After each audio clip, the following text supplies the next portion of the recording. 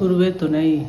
நம்ம வாடிக்கையாளர்கள் அனைவருக்கும் வணக்கம். இன்றைக்கி நம்ம எதை பற்றி பார்க்க போகிறோம்னா நட்சத்திர பலன் தான் பார்க்க போகிறோம்.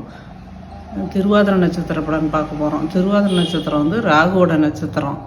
ராகுவோட குணாதிசயங்கள் என்னன்னா, எதையும் நம்ம துணிஞ்சு செயல்படுத்தக்கூடிய நட்சத்திரம் இல்லை. அந்த நட்சத்திரத்தில் பிறந்தவங்கெல்லாம் ரொம்ப பொறுமையாக எதுவும் தானாக எடுத்துக்கிட்டு செய்கிறது இதெல்லாம் பண்ண மாட்டாங்க. ஏன்னா அவங்களுக்கு ஒரு துணைக்கு ஒரு ஆள் இருந்து உங்களுக்கு கூட இருந்து இதை பண்ணு அதை பண்ணு, இப்படி செய்யலாம் அப்படி செய்யலாம் அப்படிங்கிற இது இருந்தால் தான் பண்ணுவீங்க.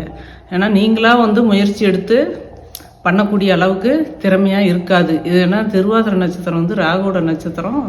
ராகு கொஞ்சம் குணத்தையும் மாற்றி பேசக்கூடிய நட்சத்திரம்.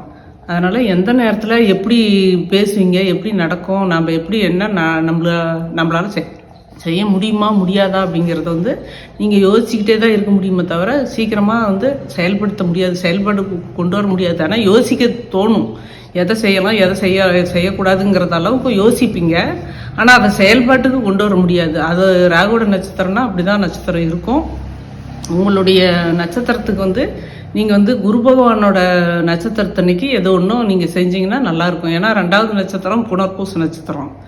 அந்த நட்சத்திரத்தன்னைக்கு நீங்கள் நல்ல காரியம் எது தொடங்கினாலும் அது உங்களுக்கு கூட இருந்து ஒத்துழைக்கும். ஏன்னா குரு பகவான் எல்லாருக்கும் நல்லது செய்கிறவர் தான். அந்த நட்சத்திரத்தன்னைக்கு நீங்கள் எந்த தொழில் தொடங்கினாலும், வேறு ஏதாவது நல்ல காரியம், இந்த மாதிரி என்னென்ன சுபகாரியங்கள் இருக்கோ அது எல்லாமே குரு பகவானோட நட்சத்திரத்தில் தொடங்குனீங்கன்னா உங்களுக்கு எல்லாம் நல்லதாகவே நடக்கும். நீங்கள் யோசிக்கிறத விட கொஞ்சம் பன்மடங்கு அதிகமாகவே உங்களுக்கு செயல்பாட்டுக்கு வந்துடும். அது குரு பகவானோட நட்சத்திரம் எதுன்னா புனர்பூசம், அடுத்தது விசாகம், அடுத்தது பூரட்டாதி நட்சத்திரம். இந்த நட்சத்திரத்தன்னைக்கு நீங்கள் எல்லா சுபகாரியங்களும் செய்யலாம்.